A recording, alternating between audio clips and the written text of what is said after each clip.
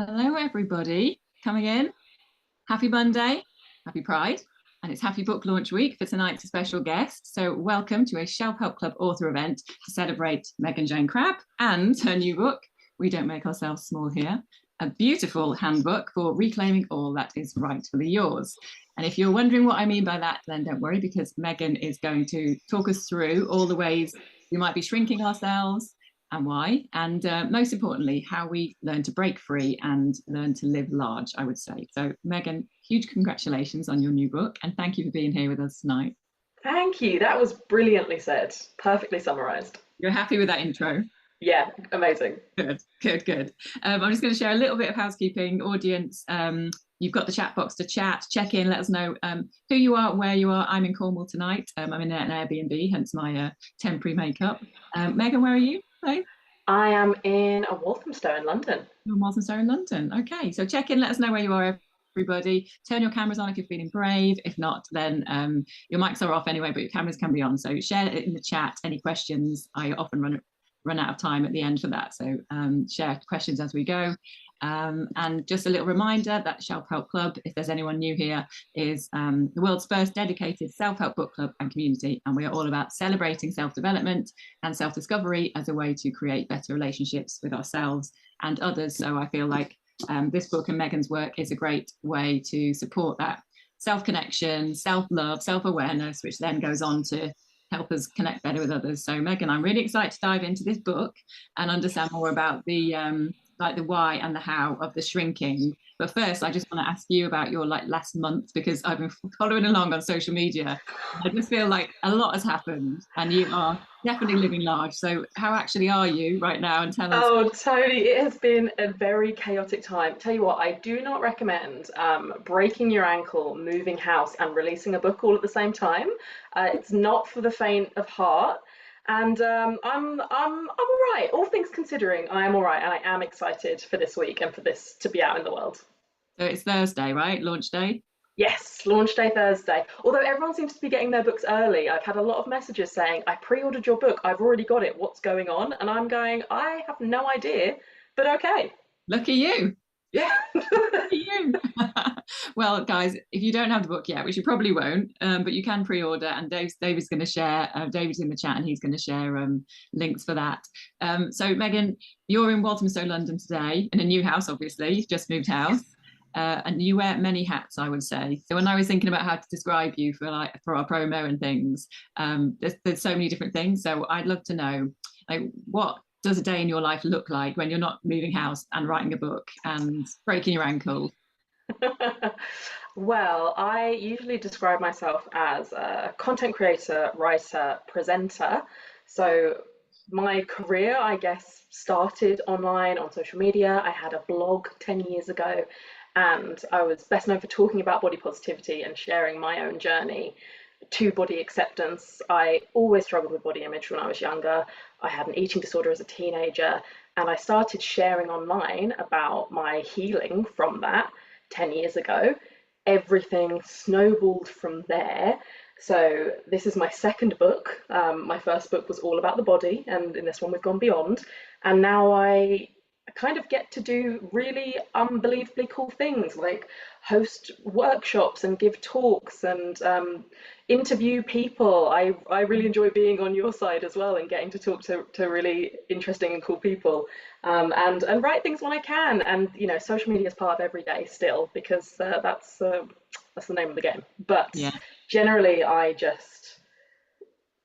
get up and I try to put a bit of goodness into the world, and I try to make people feel a bit better about themselves in some way, whether that is about their body or what they're going through with their mental health, feeling like they're not good enough.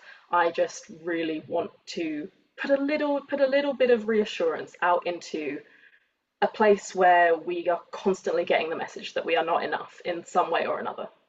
sure. Well, you're doing it. You're definitely doing it. Thank you. And so the idea for this book then, about not making ourselves small, is that something that did it follow on naturally from the body positivity, or is it something that was put to you as an idea? Well, so the first book was called Body Positive Power, and it came out 8 years ago. And once you write one book, everyone immediately says, when's book number two? What's book number two going to be Like about? having a baby, right? Apparently. Yes, yes. And I, for years, just said to people, I've got nothing. I don't know what you want from me, but I've given you everything I know.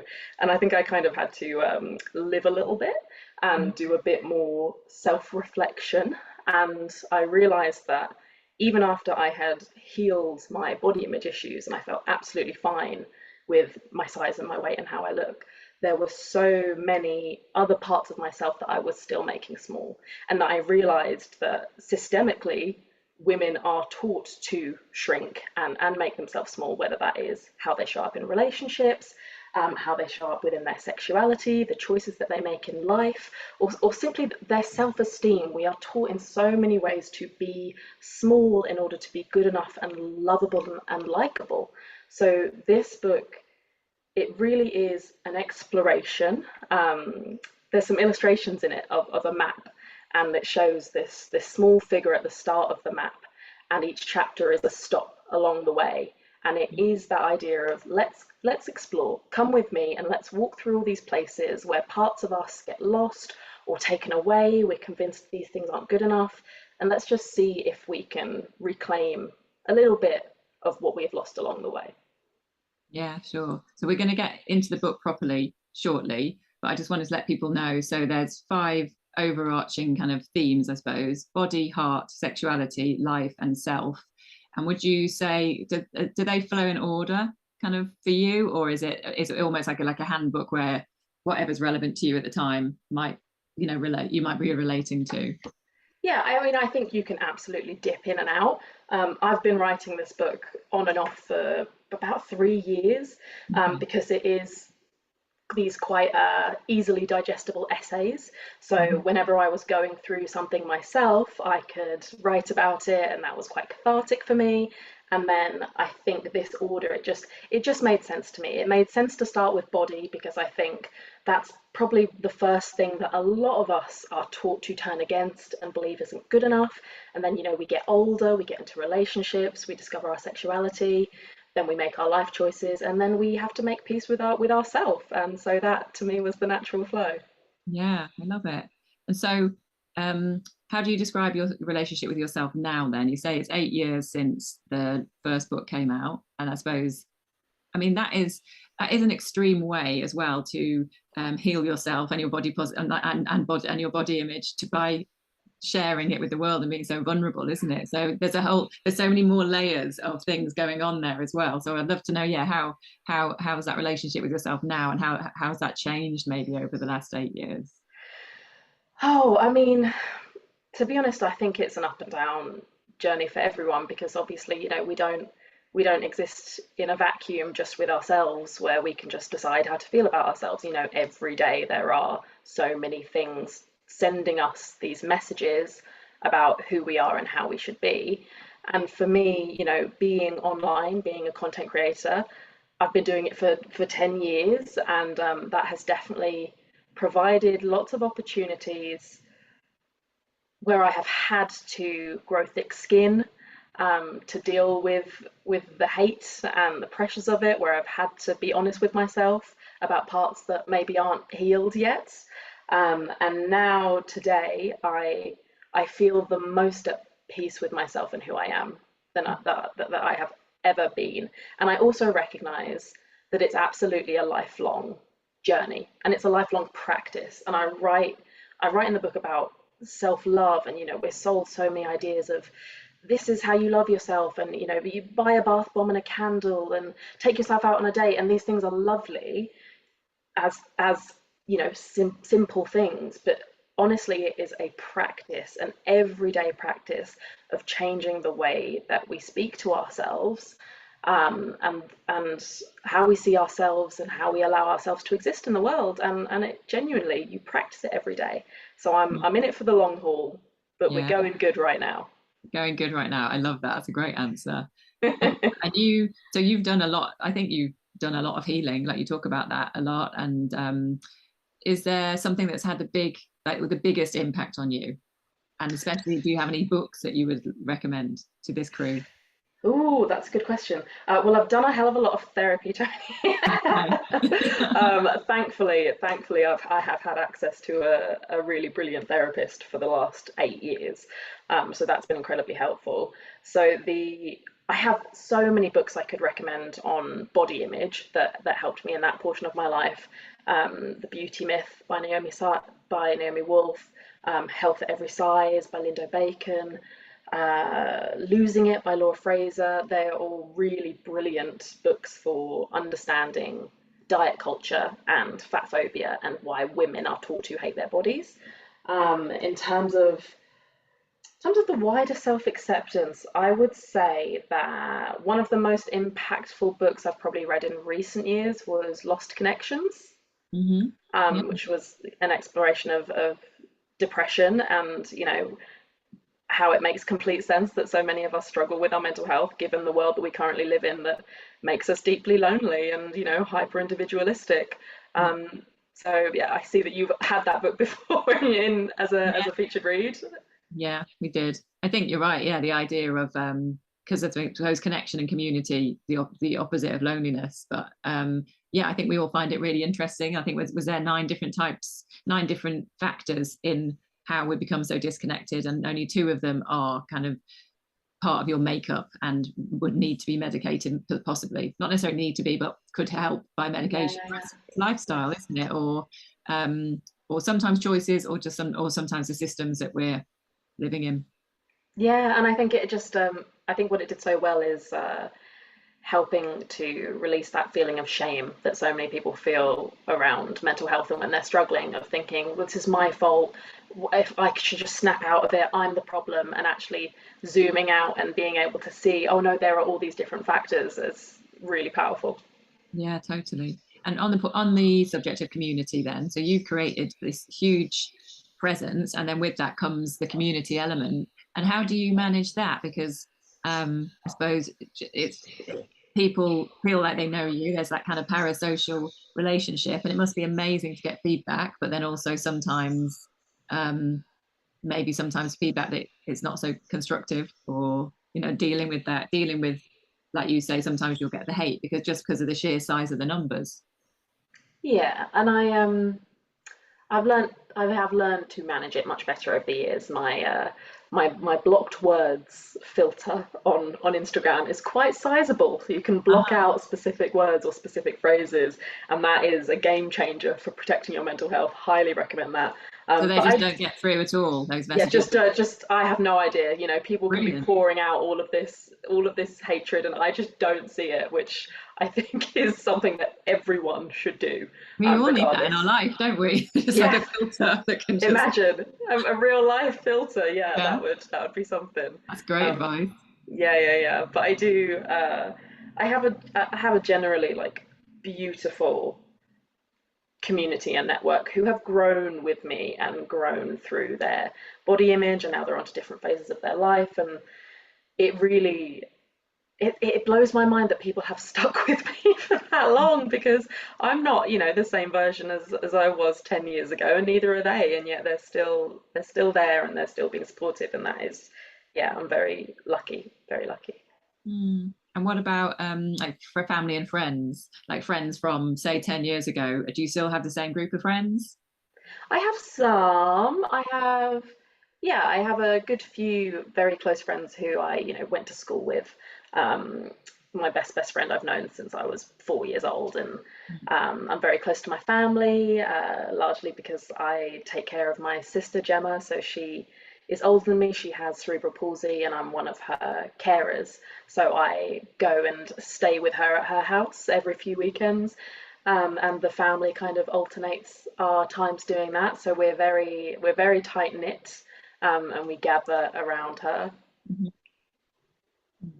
That's lovely. And it's like that probably helps keeps it real, right? It keeps you grounded and remembering what really matters. Oh, 100%. For a long time, I was like, I am Hannah Montana. I am genuinely living this double life, where on the one side I have, influencer events and shiny things happening, and then I get to go home and be grounded.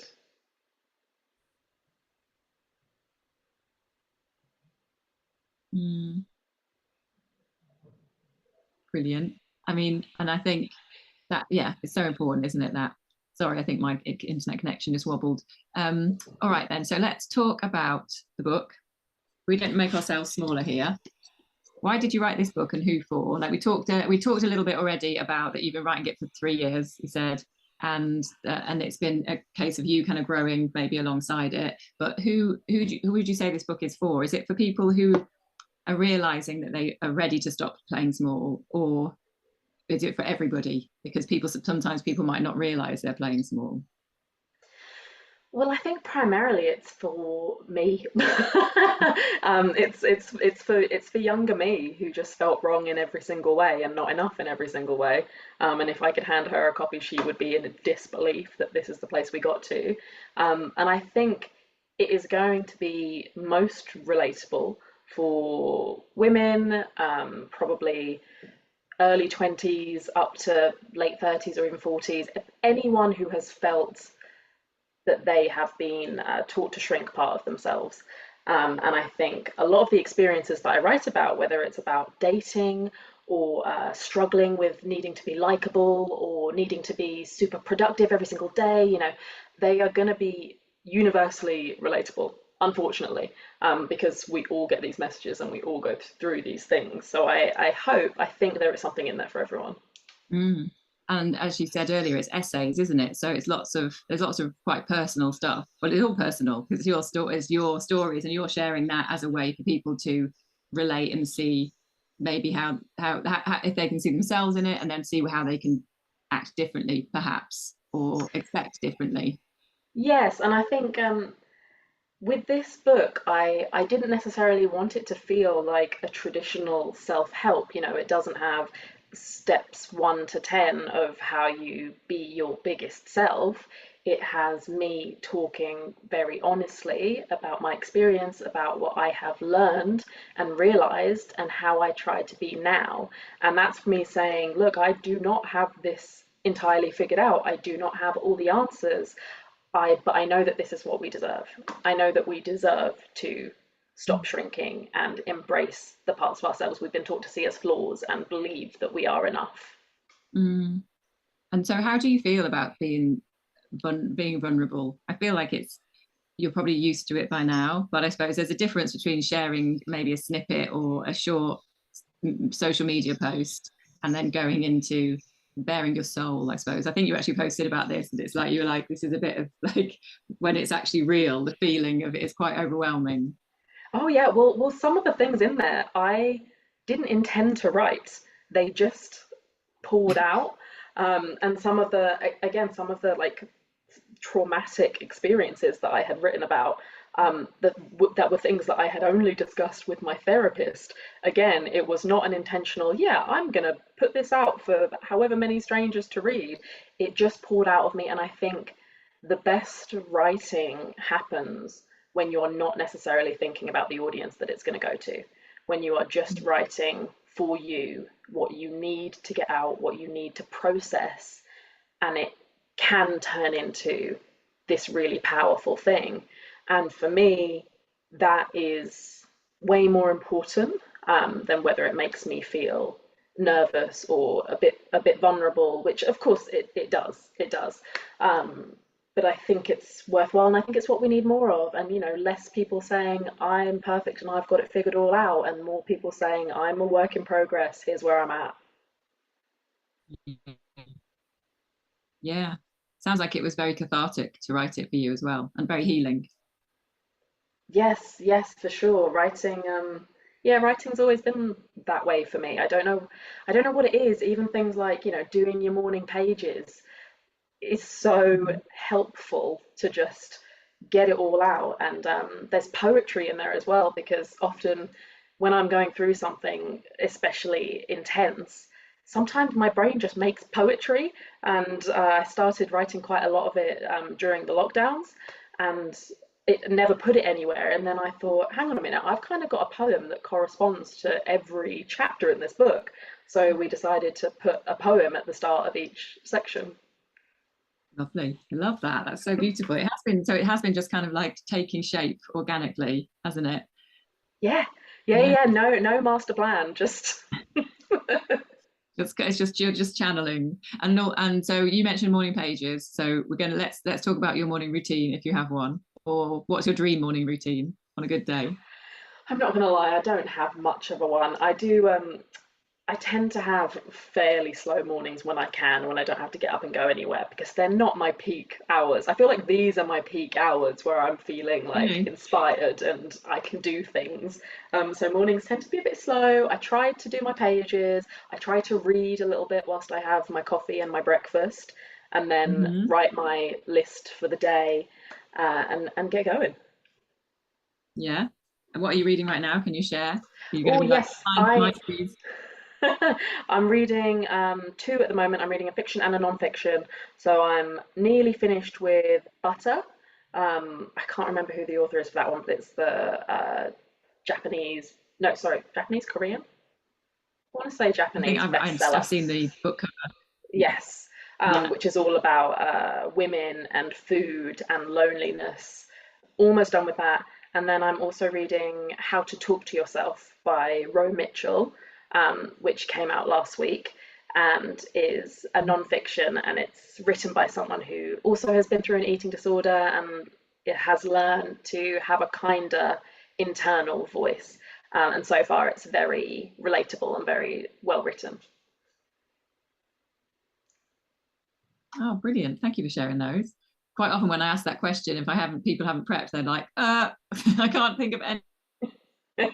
My TBR pile is like this high. And you read in the morning, do you? You're a morning reader. Yes, I do try to. Oh, I went to the charity shop today, and I was so excited. I got like five books, and my girlfriend is like, "Babe, you need to stop bringing home more books when you have not read the hundreds of books that are here waiting to be read." But they were so cheap. They were like 50p each for a hardback, bestseller. I was like, "Come on." You can't not. You can't not. And Exactly. there will be no judgment in this group for that. I promise you. Let's dive into the book then a little bit, and let's talk about the idea of shrinking ourselves, and maybe what is it? What do you think comes first, the how or the why? Like how we do it or why we do it? I think the why. Yeah. Um, I think the why is embedded in us almost from birth. I mean, I often say when it comes to body image that none of us are born hating our bodies. When we are born, we are literally fascinated with our bodies and what they can do, and we like stare at ourselves and like explore things, and there's no judgment at all. And then as we get older, we start to absorb the messaging of our culture, which tells us, especially if you're a girl, there's one way to look good enough, there's one way to be pretty. You must be pretty to be desirable, you must be desirable to be worthy as a woman. That is your purpose, to be desired, and to, secure the attraction of a man. And it just carries on throughout our entire lives. The diet industry sells us solutions to make our bodies smaller. There's always a new flaw being invented on our bodies, that we're then sold the solution to fix. It is a constant bombardment of this conditioning. And I think it serves to make money, first of all. It serves to distract us because we spend our entire lives pouring all of our time and energy and effort and money into fixating on how we look and trying to shrink ourselves, then we are less likely to have the energy to focus on the big issues of the world or see that we are still not treated equally in society, and make change. So there are many, many reasons why we are taught to shrink, and beyond the body, we're taught to not be too opinionated and not be too loud and suppress our needs, put everyone else first. For women, so often we're taught to be nurturers, but to the detriment of ourselves. We take care of everyone else and we don't worry about whether we are overextending or running ourselves into the ground because we are the least important. Um, And that messaging, yeah, it starts very, very young. And I think it starts from even when we're children, and boys are encouraged to go out and get messy and play and make mistakes, and girls are meant to be clean and pretty and smile when a stranger smiles at you. And the compliments that we give are wildly different between genders. So yeah, it's a deeply rooted thing with lots and lots of different layers to unpack.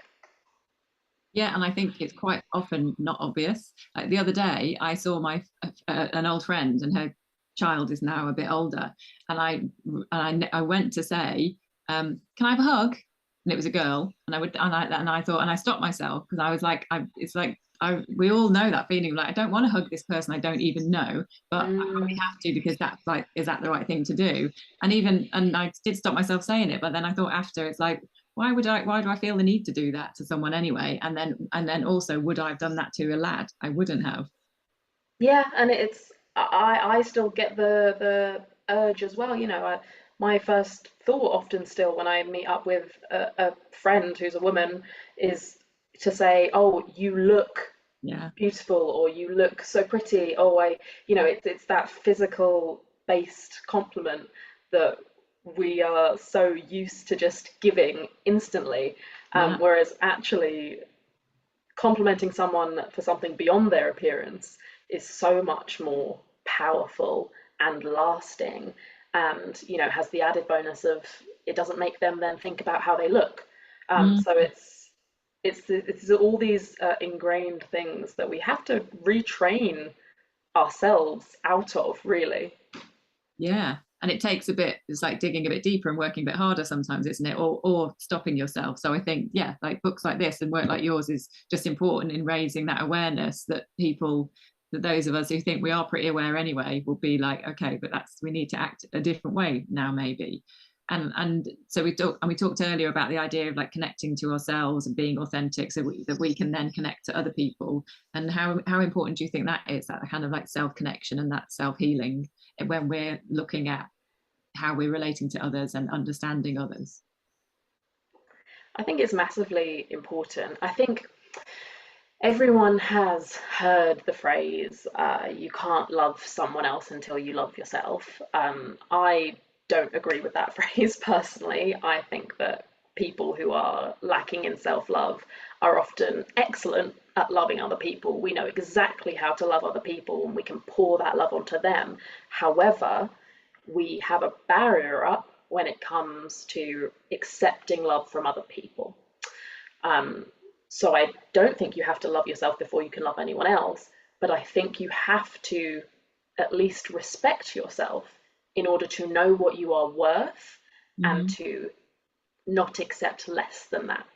So Yeah. I have found in my past relationships, and I write about this a lot, that because my self esteem ultimately was so low and I didn't believe that I deserved very much, I was willing to accept very little and not put boundaries in place.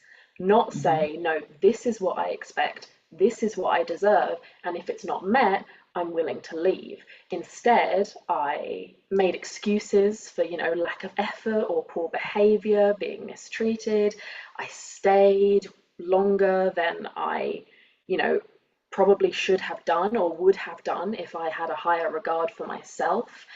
And I was incredibly invested in the potential of past partners rather than the reality of who they were and who they were showing me that they were in their actions.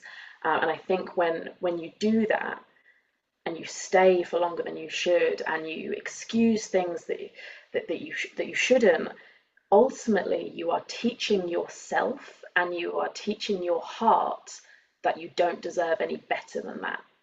And that that is more important than staying just so you can say that you got it figured out. You're in a relationship. That person loves you.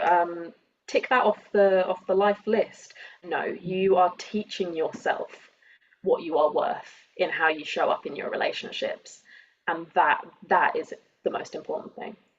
Yeah, 100%. Megan, the book we're reading at the moment is written by a therapist, and we're reading Mm, exactly this at the moment about boundaries and about it's like kind of judge something on what's showing up right now.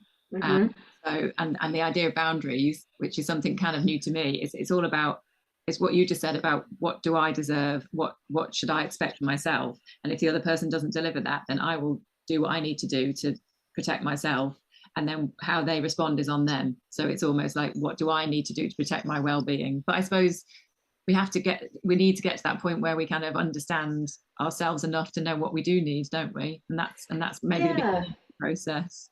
Yeah, and I think, ultimately we need to believe that we deserve to have boundaries and we deserve to have our needs met.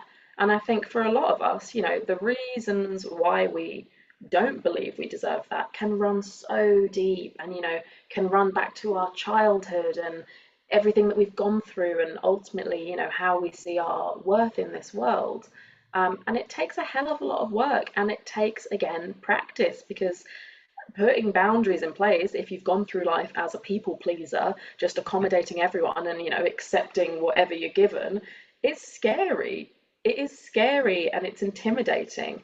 But the more you practice it, the more natural it becomes. And then you realize, oh wow, I have so much more energy and I, feel better about myself and I feel better about my relationships and it is worth it in the long run. Yeah, 100%, 100%. What do you? I mean, I'm sure you get asked this a lot. Then I'm sure people with very low self-esteem respond well to your content and to you.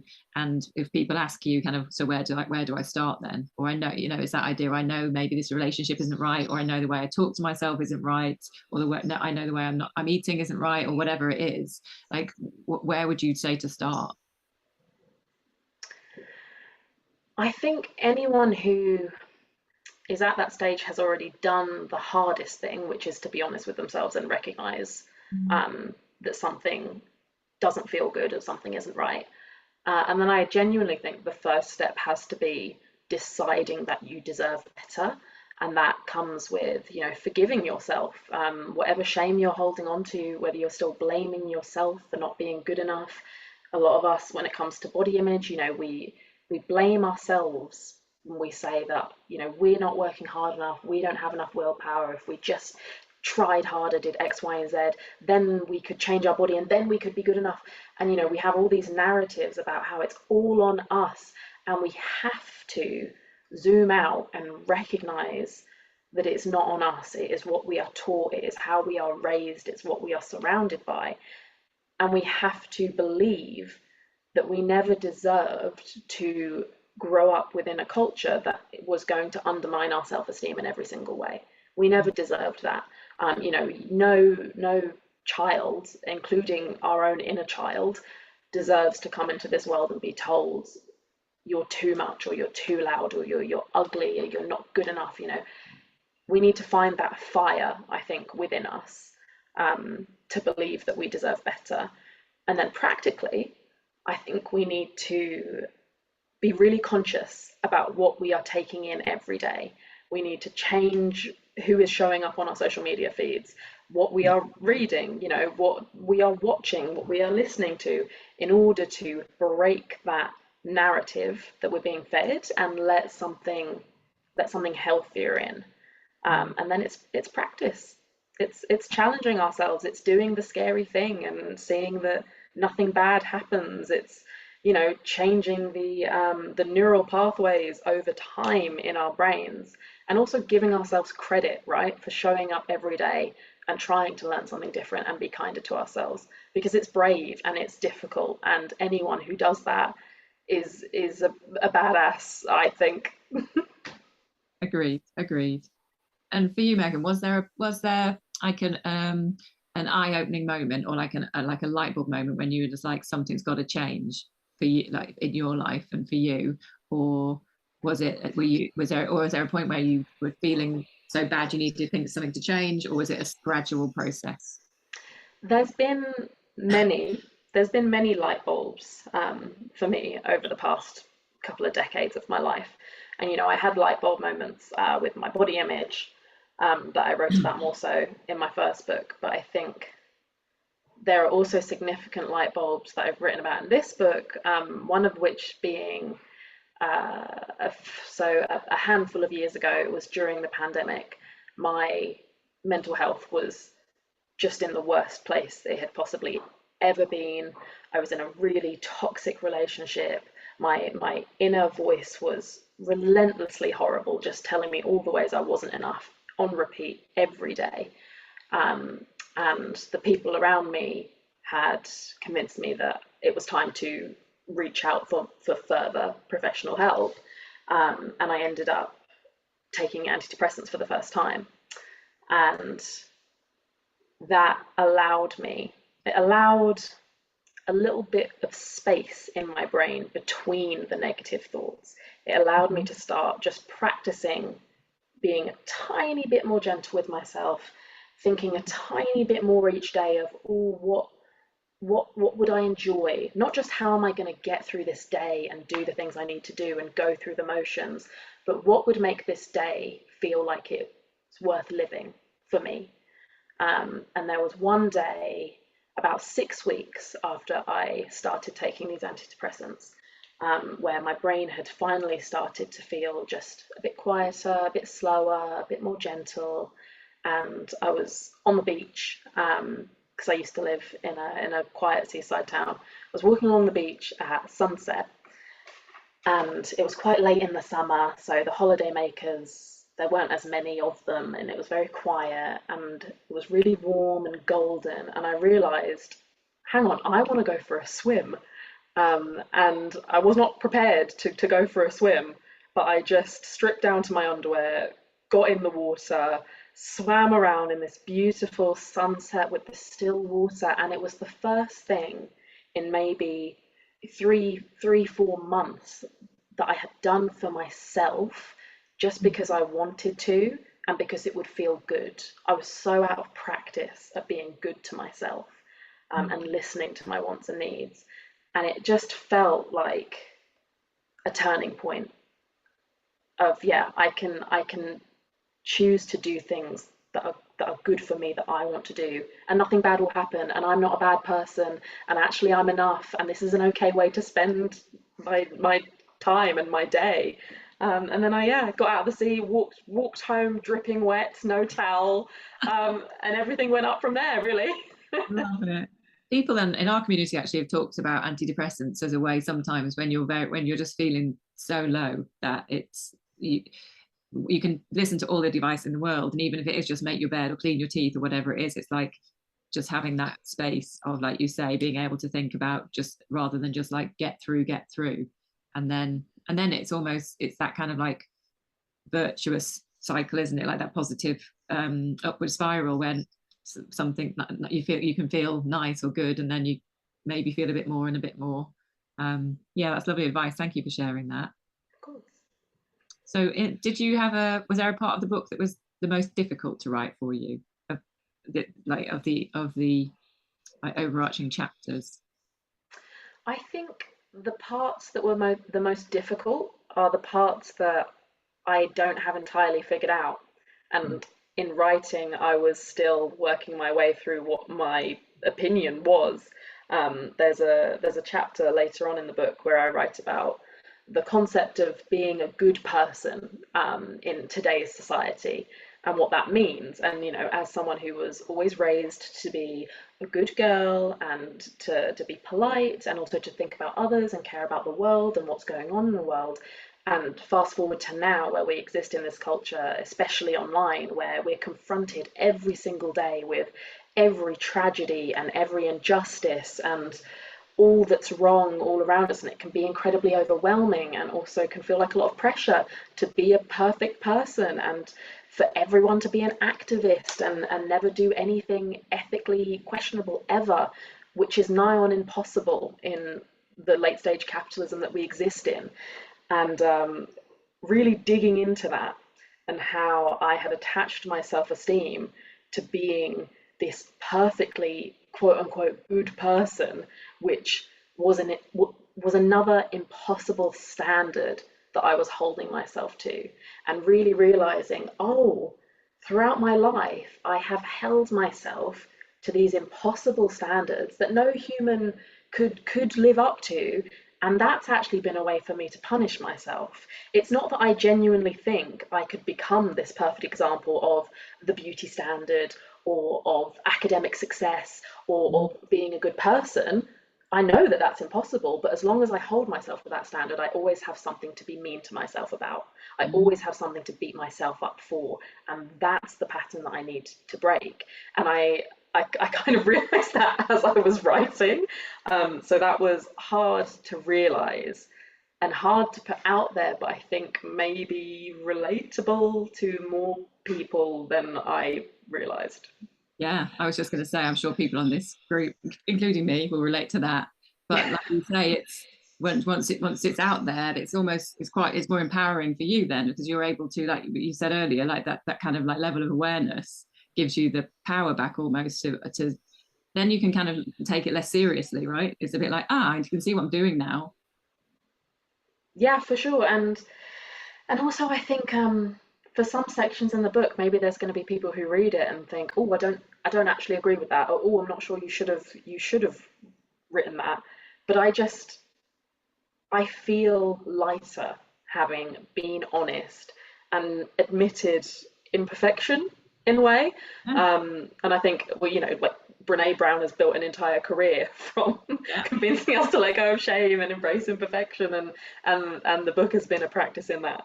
Yeah, it's still quite radical though, isn't it? Like you mentioned the word activist before, and like what you stand for, which is this is ridiculous that it's radical, but it is. The idea, like you say, sharing the imperfection is still very in the minority.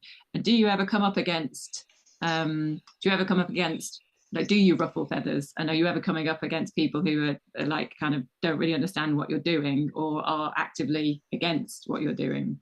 Oh yeah, all the time. Especially nowadays because, particularly online, we are definitely more polarized than we have ever been, because we've been kind of filtered into these echo chambers and fed this more and more extreme content either way. So yeah, there is a lot of backlash to things, like you said, that should not be controversial. And, of course, people should feel okay within the bodies that they live in. Of course, nobody should have to spend their life hating themselves or thinking that they have to change themselves to be good enough. And Yeah. of course, we deserve to be kind to ourselves. It's yeah, it's hard to hold on to being rational sometimes, and doing what you know is right. Yeah. But I feel like you never heal trying to do what other people think is right. No, I mean, that's one of our main learnings, I think, in self-help, isn't it? It's like you cannot control other people and how they behave or what they think or whether they like you. And that's something that's been coming up for me in the last few months in the books we've been reading is like the courage to be disliked or misunderstood. And there's when you can be misunderstood and have peace with that, is like that's pretty much enlightenment, isn't it? I think.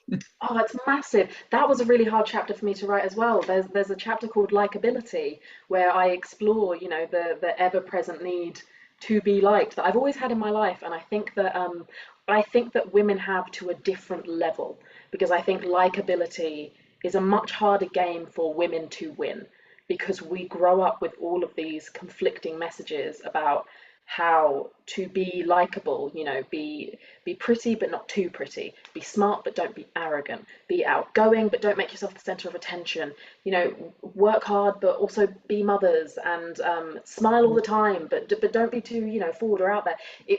We have these millions of messages all the time about how to be likable, and ultimately we still will come up short to the majority of people. We see it all the time with celebrities.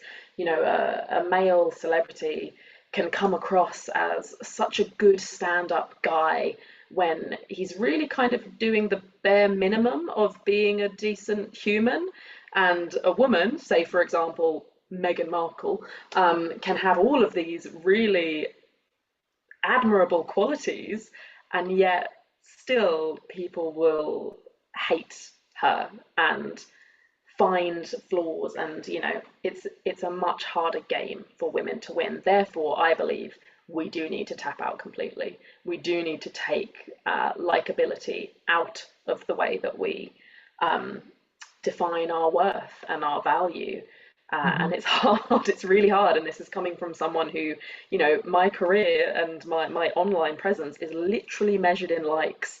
That has been a brutal learning for me, going through that industry, and at times being so desperate for, everyone on the internet to like me and think that I'm good and valuable, and to being, cancelled in small ways at times by sections of the internet, and harassed and trolled, and that journey of unlearning the need to be liked and understood. One of the hardest things I've ever done, but I feel so much more resilient on this side than I was before. Yeah, I bet you are. So to close then, because it's 10 to 8 already, I can't believe it. I knew this would happen. Guys, if you have any questions, then put them in the chat and we will get to them if we can. But to close then, let's talk about connections then and healthy relationships. And you have kind of touched on the idea of who you surround yourself by is very important. I think we know that in this community. So maybe using a story from the book, like from the heart section or something like that, can you give us some advice on healthy relationships, healthy connections, how to get the right people around you, how to look after your heart in that context? Yeah, of course. So I, at the end of the heart chapter, I write about my current relationship. So I have a beautiful, amazing, wonderful girlfriend, which is surprising because I thought I was straight for the majority of my life. I wrote about that too. And this is the first relationship of my life where I genuinely feel like I have an equal partner, someone who wants to split things evenly, wants to support me as much as I support her. And something that I think has been so healing for both of us is being conscious of not performing in order to be good enough for one another. So not performing desirability in those early days, not thinking, oh, what do they want me to be? How do I secure their attraction to me? Just showing up as our most authentic selves as much as we can, and exploring and being soft. I write about soft love, which I think is what we all deserve. And, soft love accepts us, in all of our imperfections, in our messy, in our imperfect. It is gentle, it's not harsh, it's not judgy, it's healing, and it leaves space for our inner child to come out and play and be safe and be silly. And yeah, it's the first relationship I have that is like that, and it has it's been really transformative. And soft love, it just sounds like that's what our nervous system is craving, isn't it? I think I read like a definition of love, and it was saying it's like it's calm. It's when you feel secure. So it's not the butterflies. It's not like that's actually your nervous system like going haywire for a reason, and it might be lust, but it's usually kind of alarm, alarm, alarm. So actually, Yeah. what we're looking for. I've never heard that soft love, but I love that. It's beautiful. Thank you. Yeah, and you know what? I've done the extreme. I've done the highs and the crashes and the oh God, what's coming next? And it's exciting at the time, but it's also horrible, and comes with the lowest of lows. And that's not what our hearts deserve. Our hearts deserve to be safe and held and stable. Yeah, sure. So then just before we finish, I'd love to know, did you let your partner read the book or read the parts that are about her, or your family or friends, or was it just you kind of wrote it, put it out, and now everyone's reading? I let them, yeah, no, I let them read it.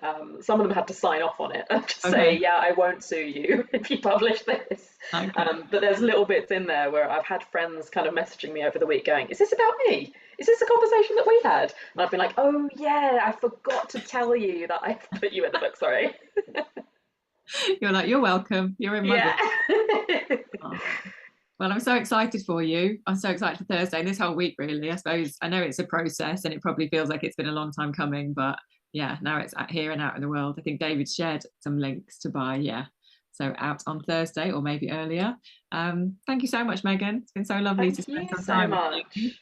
Oh, it's been great, and thank you to everyone who showed up on this, lovely evening. It means a lot that you would spend the evening with us. Yes, we appreciate it. And we appreciate you, Megan. Thank you so much and good luck this week and enjoy it. Just enjoy it all. I really hope you enjoy it all. I feel like you are. So that's wonderful. Thank you. Bye, guys. Thank you for being here. Everyone take care and we will see you soon. Have a good night. Thanks.